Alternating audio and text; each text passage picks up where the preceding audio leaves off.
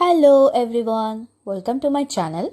আজকে একটা নতুন রেসিপি দেখাবো, যেটা যাদের মেনলি টমেটো এবং ডিম খুব ভালো লাগে তাদের খুব ভালো লাগবে। এটা একটা টমেটো বেসড এগ রেসিপি।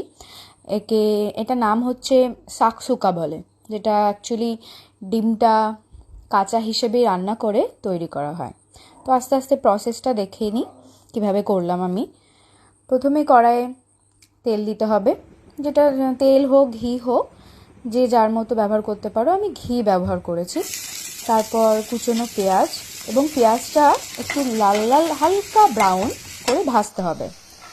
তারপর রসুন কুচি দিলাম। এটা রসুন আপনি যেরকম খেতে চান একটু বেশি দিলেও হবে, আমি এই পরিমাণেই করছি এবং দুজনের জন্য করছি 4টে ডিমের ওপরে।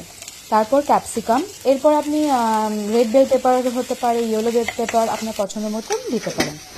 তারপরে কিছু মশলা এখানে অ্যাড করব। লবণ দেওয়া হলো, গোলমরিচ, তারপর জিরে গুঁড়ো, আপনি গরম মশলা, একটু গরম মশলা বা একটু লঙ্কার গুঁড়ো, কাশ্মীরি লঙ্কার গুঁড়ো, বা একটু যদি ঝাল ঝাল খেতে চায় তাহলে এমনি নর্মাল লঙ্কার গুঁড়োও দিতে পারেন।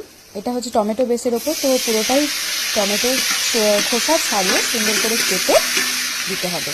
এবং টমেটো অ্যাকচুয়ালি 90% মতো এই রান্নাটা আগে থেকে করে নিতে হবে ডিম দেওয়ার আগে।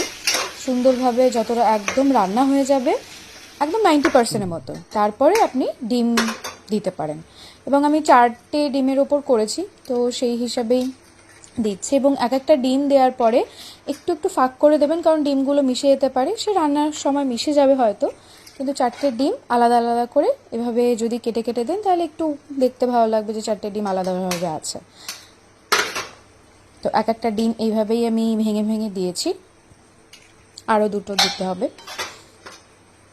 এটা আপনি 5জন 6জন যে যেরকমভাবে পারবে সেইভাবে করে খেতে পারেন। এবং তারপরে ডিমটা দেওয়ার পরে 5 মিনিট কি 7 মিনিট মতো ঢেকে রাখতে হবে।